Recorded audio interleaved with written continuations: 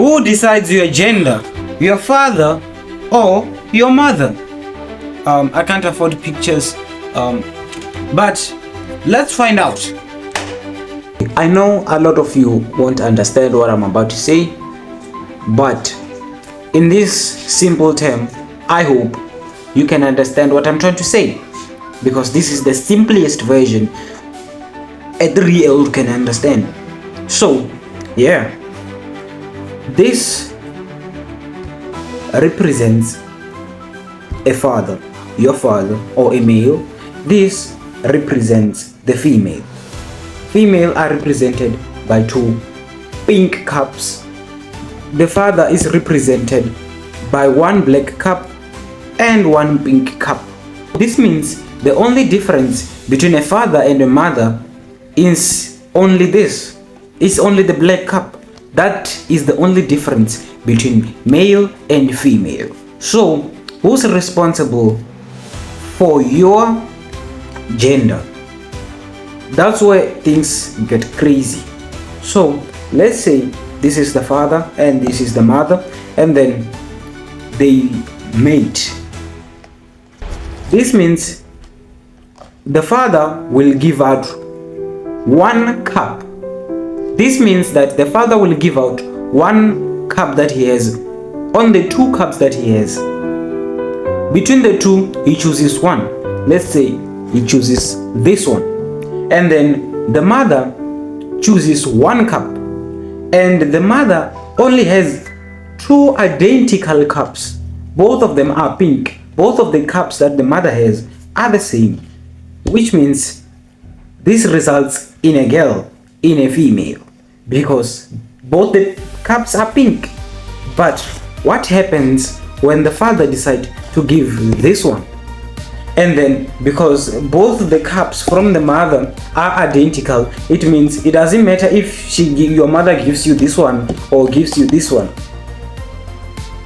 So this will result in a male because there's 1 pink and 1 black, which simply means that the father is responsible for your gender. The father is responsible for you being a girl or a boy. I can simply try to speed everything up, explain it in a fast way. So, the mother has 2 identical pinks and the father has 1 pink and 1 black, which means when the father decides to give you this, it doesn't matter on the mother which one she gives you, because they are all the same. So if she gives you this, the child will have both pinks, which means it will be a girl. But if the father decides to give you this, which is a black cup, and then the mother gives you this because it's still the same, it results in a male. So that is that. On to another explanation. Okay, for this you must be in older grades to understand. So yeah, I just wanted to explain it in a 3-year-old way where everyone can pretty much understand it. So that is that. On to the other explanation for grown-ups, and this one is the one that you can use in exams and stuff. So yeah, most of the people in the African tribes, I mean, not only in the African tribes, I'm only saying African tribe because I am from Africa, but no, not only that, I have watched a TV show called The Air, where they were blaming a woman for giving birth to girls. They wanted an heir, and the family was blaming the woman for giving birth to children. I mean, to baby girls, to be specific. So today we're gonna be talking about something crazy, something I don't even know where I got this topic from, but most of the people blame women. They say that women give birth to girls when they want boys. So today's theory is, does women determine the gender of the child? Today that is what we're gonna be talking about. So I'm gonna be explaining this in a nice way which everyone can understand, in a way most people can understand. So a male has an X chromosome. I hope you can see this. A male has an X chromosome, one X chromosome, and a Y chromosome. Those are the only two things. Those are the two types of chromosomes which a male has or have. Yeah. And now this is a male. Don't mind my handwriting. And this one is a female. X chromosome and another X chromosome, which means the females has two X chromosome and the male has X and Y chromosome. As you can see, male X and Y chromosome, the female has two X chromosomes. So now it's time to prove the theory or to bust this myth, so that there are kids out there who typically listen to their parents. So if your parents only have boys, that's not that's not your mother's problem. Even if women carry the baby, but that's not the woman's problem. So here is how I'm gonna explain it. So we have these two types of chromosome. This is the male and this is the female, and when they fuse, the kid or the offspring, as on the biology as we'll say it, the offspring takes one chromosome from the parent. When these two fuse, the offspring takes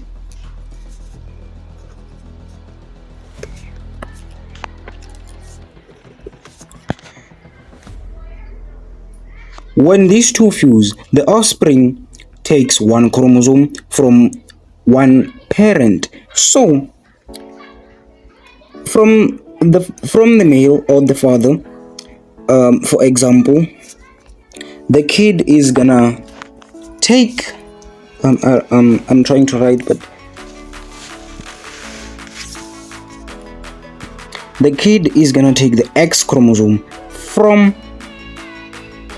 the male and another X chromosome from the female, which is resulting in an X chromosome and an X chromosome, which this is female.